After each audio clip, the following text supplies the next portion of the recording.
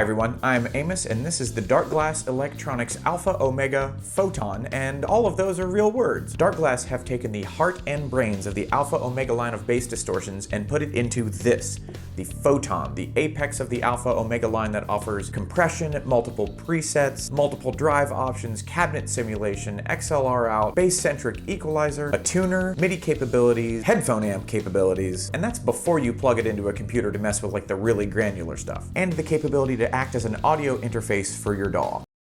It's the atom with a better drive section. The idea behind the Alpha Omega line of bass distortions is this. They actually have two drives, the tight, distorted Alpha and the broader, wilder, fuzzier Omega, and thanks to the mod knob, you can actually blend seamlessly between the two to give yourself a drive that has a lot of depth and a lot of flexibility. It's simple, it's elegant, and it's a pretty overlooked way to mold a drive specifically to your playstyle, your instrument, or your genre. Like I did with the advanced, etc., we are going to follow the path your signal takes through the unit. So the first thing we're going to talk about is the compressor. So the compressor on the Photon is modeled after a famous and ubiquitous studio rack compressor that you have probably heard at least 1,176 times. On the Photon, it has two controls. Up here, the compression knob sets the threshold at which your signal gets compressed. The further clockwise you turn it, the lower the threshold becomes, the more of your signal gets compressed. Down here, the foot switch with the bunch of wavy lines under it can be turned to select the ratio of the compressor. That is, once it kicks on, how much your signal gets squashed. The available ratios are 4:1, 8:1, 12:1, a 20:1 limiter,